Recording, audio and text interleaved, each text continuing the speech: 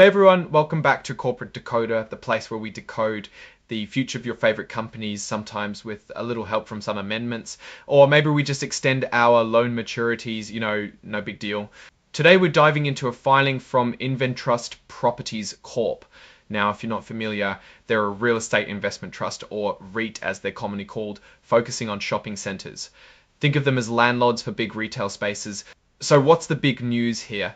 Well, Inventrust just amended their main credit agreement and a related term loan agreement. On the surface, this might sound a bit dry, but for a company like this, these agreements are like the lifeblood. They dictate how much money they can borrow when they have to pay it back, and importantly, how much interest they have to pay. The date here is August 25th of 2025, and the big move was extending the maturity date on a significant chunk of their debt. Specifically, they've got a $400 million term loan facility that's now been split into two parts. The first part, worth $200 million, will now mature on August 26, 2030.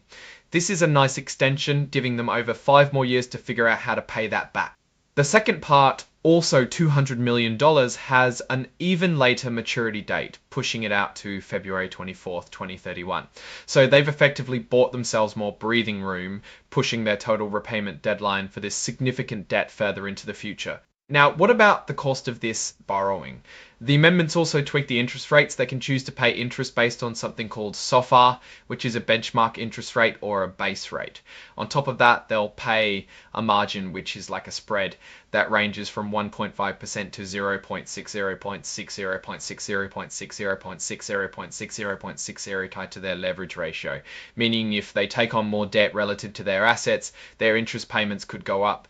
It's a pretty standard way for banks to manage risk. Imagine if you borrow more money, the lender might charge you more because they see you as a bit riskier.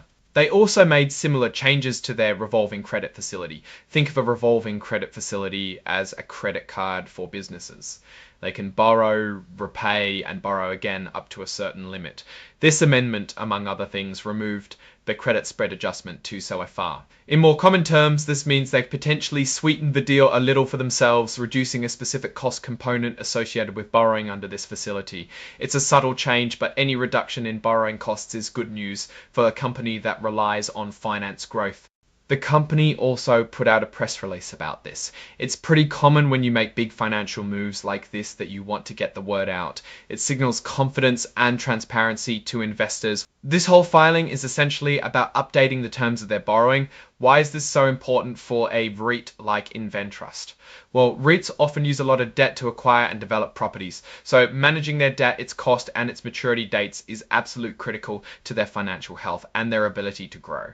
By extending these maturities, they're ensuring they have capital available for their operations and future investments without the immediate pressure of repaying large sums. It's like getting a better payment plan so you can focus on improving your house rather than stressing about the mortgage itself. And looking at who signed off on this, we see Christy L. David holding a bunch of titles like Executive Vice President, Chief Operating Officer, General Counsel, and Secretary.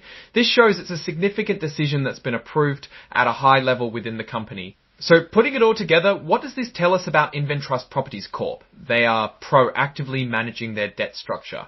By extending the life of their loans, they're signaling a move towards a more stable, long-term financial outlook. This could mean they're planning significant growth initiatives or simply want to lock in favorable borrowing terms for a longer period.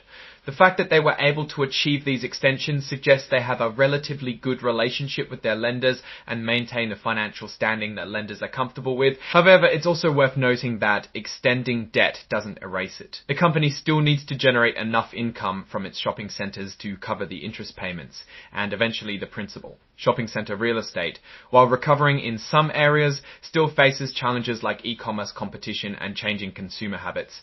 Inventrust's success will ultimately depend on their ability to fill their properties with desirable tenants and manage those properties efficiently to generate consistent rental income. In essence, this filing is a sign of responsible financial management, but it's only one piece of the puzzle. We'll need to keep an eye on their actual operational performance and how they navigate the evolving retail landscape to see if these debt extensions truly pave the way for future success or just postpone the inevitable. Alright, that's our breakdown of Inventrust Properties Corp's latest financial maneuver. What's your take on these debt extensions and what they signal for the company's future?